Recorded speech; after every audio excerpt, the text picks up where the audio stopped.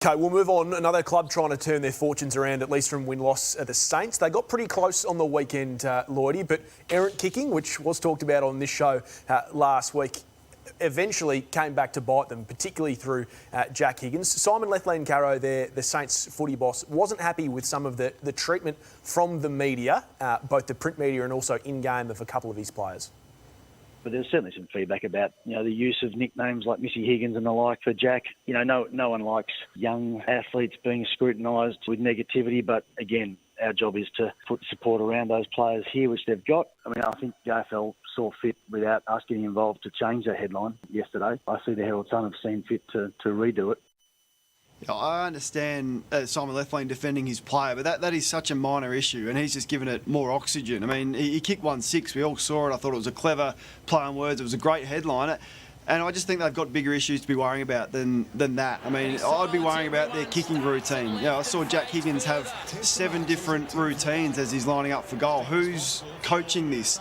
They've got so many other issues. Carrow, how often do you take calls like that from club officials, and what would you have said if that was your headline? I understand you probably wouldn't have written it, but what would your response have been? I don't understand what all the fuss is about. Yeah, why is Missy Higgins an insulting headline? Because she's a woman? I don't understand. For a start, you're right, it will stick now. It will stick because Simon Lethlean has made it a bigger issue than it needed to be. It's a clever play on words. I think the Sunday Footy Show also...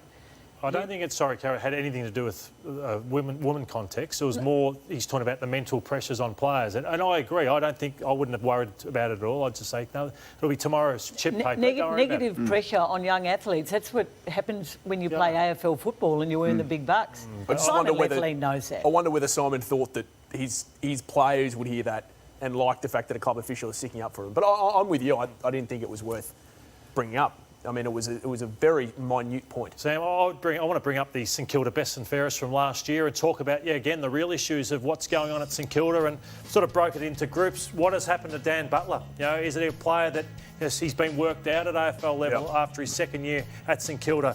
The Mark Clark, Caulfield and Jack Billings, why haven't one of them become a Bontempelli or a Petrarca? Do we look at the development? Were they the wrong choices? They've been okay, but haven't been to those levels. And then the injuries, obviously, of Marshall, Jones and the mental health of Ryder. They've gone back to that team that's dour. What was great about last year was the excitement that St Kilda played with. Move the ball quickly, bit of flair. I think Marshall just proves to me he's the key to this team. That's the moment he's gone out of the side, they've lost that pizzazz as the football club. Obviously, Hanbury and Hill, the big contracts have hurt a little bit as well. But, well back in the pack now and won't play finals, the Saints. And a lot of the blame game going on, Kane, with recruiting, poor decisions in the past. You mentioned Bontempelli, Matthew, of course. There was a poor choice when they didn't pick him up, when they didn't pick up Norton, they didn't pick up Bolton, they didn't pick up... Petrarca was the other one. I think it's a bit late to be doing what St Kilda are doing in finger-pointing there now. They clearly need to... Who's finger-pointing, Carroll? Just people within the club talking about poor decisions made in the past by list managers of the past. I think they're in a hole at the moment, and it's all very well to say they're not good enough to withstand the injuries they've had, but I don't like some of the messages coming out of St Kilda at the moment. And they're all in as well. It's fine to go back with past mistakes, but let's deal with the current ones. Hill and Hanbury and Crouch, they're going to have to live with those for a long time. And, I hope it doesn't get to a situation like Collingwood with Beams and Treloar and others where they have to give them away and pay part of their salary. But, it's an issue not being able to get the best out of these players they've given up a lot of money for. There's always a few changes in the ladder from this point on, but I just want to take a look at it and who can potentially jump in. Could it be the Saints? But I reckon the Giants and the Bombers are the two clubs, I reckon, that can get in there in the top 8. I think the Giants, with their injuries, hurts them. And obviously the Bombers, we look at this now, 2 games of a gap. The Giants have got a game in hand. Do you still think Essendon and the Giants can make it? The Bombers are playing the best football of them all, and you see the percentage shows for that. I think the Giants are the most dangerous, but they just keep getting hit by injuries. I think everyone else is out of it.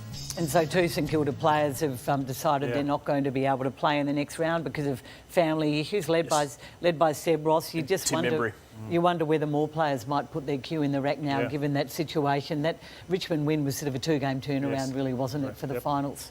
And the more you see that, Caro, I know Hutchie's not here, but if he was, he'd be saying it's the case for the wild card. So to have the season dusted for the top 8 after round 12, do you open up the spots 9 and 10? That's what he'd be saying, and probably right now it's hard to argue with that.